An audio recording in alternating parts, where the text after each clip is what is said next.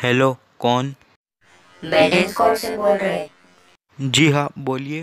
वो बेंटेन 1000 की टाइमलाइन समझ नहीं आई। ठीक है, उसके ऊपर वीडियो बनाता हूँ।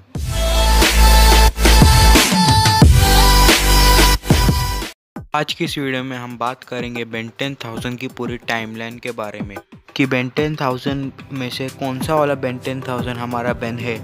इसमें भी दो थियरीज आती है, एक फैन थियरी और एक ऑफिशियल थियरी।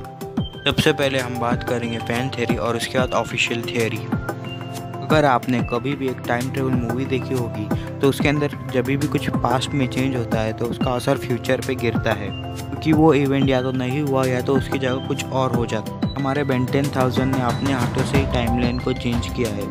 पहले ये समझिए, बेन 10,000 वाला बेन कभी भी फ्यूचर में आया ही नहीं और उसने अपनी ओमनिट्रिक्स को उतारा ही नहीं था।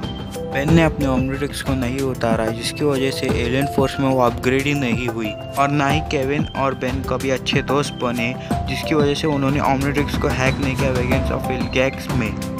और विलगैक्स ने जब ग्रैंडपा को उसी एपिसोड में बहुत ज़ोर से मारा, बेन को ये सब देख के काफ़ी सारा गुस्सा आया और उसके बाद बेन ने विलगैक्स चिथड़े उड़ा दिए, जिसकी वजह से फाइनल बैटल के इवेंट्स हुए ही नहीं और बेन को कभी अल्टीमेट्रिक्स मिला ही नहीं, और ना ही अल्टीमेट एलियन के इवेंट्स हुए अल्टीमेट्रिक्स बेन को ना मिलने की वजह से।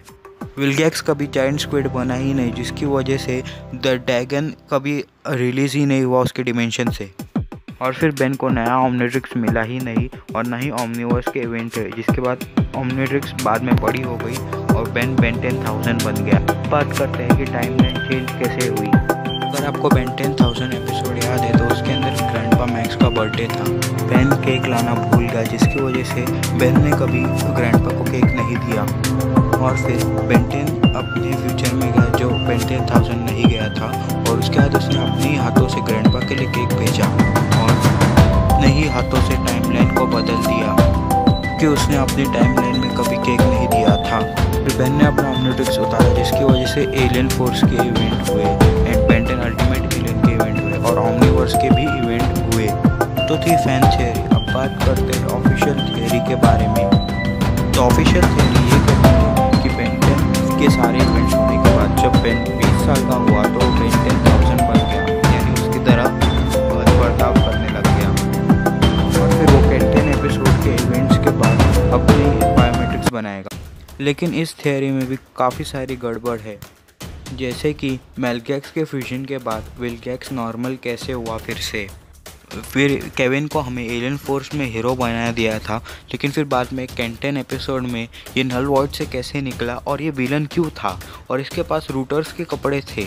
यानी ये टाइमलाइन को बेन 10 के क्रिएटर्स ने ध्यान से एक्सप्लेन ही नहीं किया। बेन 10,000 में एपिसोड में हमें दिखाया गया था कि ग्रैंडपा मैक्स रिटायर हो चुके हैं, लेकिन ओमनिवर्स के एंड ऑफ एरा में वो मैक्स टेंशन फिर से रिटायर हुए। कैसे?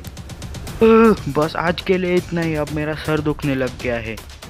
आपको कौन सी थियरी पसंद आई नीचे कमेंट करके बताइए, और इस वीडियो को लाइक कीजिए और अपने दोस्तों के साथ शेयर कीजिए और चैनल को सब्सक्राइब कीजिए।